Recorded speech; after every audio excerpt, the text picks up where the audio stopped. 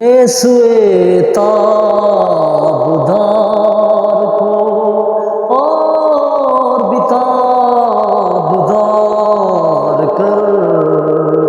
گے سوئے تابدار کو اردو جس کا نام جانتے ہیں Today my contents about Urdu language.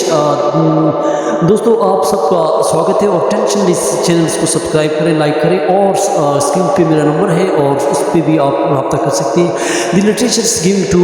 Urdu and how to there is different ages come to there are different perceptions. Urdu beginnings to different perceptions of different writers, editors, writers, just like to there is Sayyid Sulaiman Nadvi and Akhtar Shirani and Nasiruddin Hashmi and Professor Masood and different writers who different on Urdu literatures.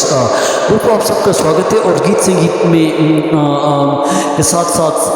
آج ہم Urdu language کے متعلق ہم آپ کو جانکاری کریں گے. دوستو اردو کے متعلق جو ہمارا جو آج کنٹینٹ ہے اردو کی ابتدا ان کے بارے میں مختلف نظریات کیا ہیں، ڈفرینٹ پرسیپشنس اباؤٹ اردو. تو فرسٹ ہم سٹارٹ کرتے ہیں جس میں اردو کے مختلف ماہرین نے، مختلف ادیبوں نے، مختلف ایڈیٹرس نے اس پہ جو ہے مختلف نقادوں نے، تاریخ دانوں نے اس پہ جو ہے مختلف نظریات اردو زبان برزخیل میں پھلی پھولی اور اس پہ مختلف ہیں. بعض کے ہاں جو ہے وہ کہتے ہیں کہ برزخیل میں سب سے پہلے جو مسلمان یہاں پہ آئے اور انہوں نے یہاں پہ جو ہے تبلیغ شروع کی اور یہاں کی تہذیب اور لوگوں کے ساتھ رہن سہن شروع کیا، کلچر کے ساتھ، اور اس کی وجہ سے جو اردو زبان جو ہے پروان چڑھی. لیکن یہاں پہ ہم جو کنٹینٹ کی طرف ہم جاتے ہیں کہ یہاں پہ بعض جو ادیب کہتے ہیں کہ اردو کی ابتدا جو ہے وہ جو ہے جدید اردو کی ابتدا اور جدید جریدے میں جو ہے اس کی ہم نے جو ریسرچ کی ہے وہ 1000 سال پہلے جو ہے جو اس سے پہلے جو مسلمان فاتحین تھے انہوں نے جو ہے کی ہے. لیکن اس کے بعد جو ہے مسلمانوں نے جو ہے یہاں پہ آئے اور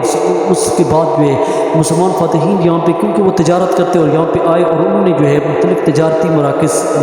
لیکن اس زمانے میں کیونکہ فارسی کے اثرات جو ہے بعض کہتے ہیں کہ بعض کتابوں میں اسٹڈی کیا کہ ایران سے آئے اور بعض کہتے ہیں مختلف جگہوں سے آئے، جو عرب سے آئے اور وہ تاجر جو ہے یہاں پہ